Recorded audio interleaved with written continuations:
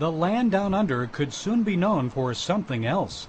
Government research revealed last summer that young Muslims there were more at risk of being lured into militant Islam than any other Western country. When he was Prime Minister, John Howard took a combative stance against radical Islam and urged Aussies to remain vigilant against incendiary outbursts like these by Sheikh Fez Mohammed, formerly of the Global Islamic Youth Center near Sydney. We want to have children and offer them as soldiers defending Islam. Teach him this, that there is nothing more beloved to me than wanting to die as a mujahid. That got Howard's attention, as did others concerning the treatment of women. The leading Islamic cleric of Sydney, former Grand Mufti Sheikh Taj Din al-Hilali, suggested that an Australian rape victim deserved her attack because she left her home without covering her head. He said, quote, "Uncovered meat is the problem."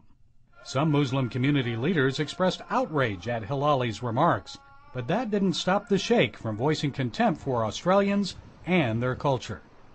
The most dishonest and unjust people are Western people, and the English in particular. Listen to me. Anglo-Saxons came to Australia in chains, while we Muslims paid our way and came in freedom. We are more Australian than them. People leave their home countries because they think Australia is a better place to live in. And unfortunately, what happens right now is people who come here try to change this country to the place where they come from. Pastor Danny Nalya moved to Australia from the Middle East 10 years ago.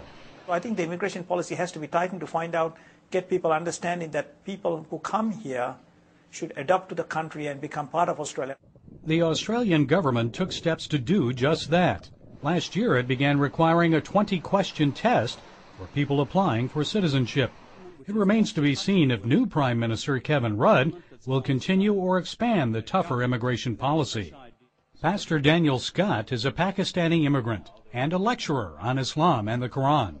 So why does he think some Muslim immigrants have difficulty assimilating into Australian society?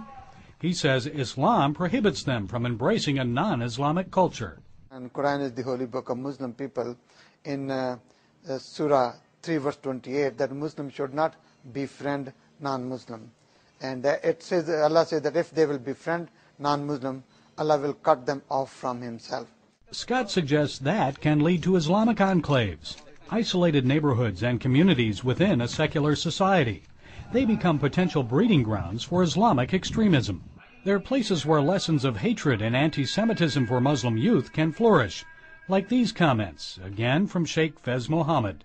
This preacher will say, "Oh Muslim, behind me is the Jew, come and kill him." All of them. Every single one of them. Those remarks came of no surprise to Scott. Surah 98 verse 6, it says, people of the book, that means Jews and Christians, are Shar al-Baraya, the most wicked, the most evil of all creatures. So what do Muslims think of their treatment in Australian society? This is one of the largest mosques in the Melbourne area. We talked to one of the head imams. He wouldn't appear on camera, but off camera he told us that the Muslims here are non-political. We don't get involved in politics here.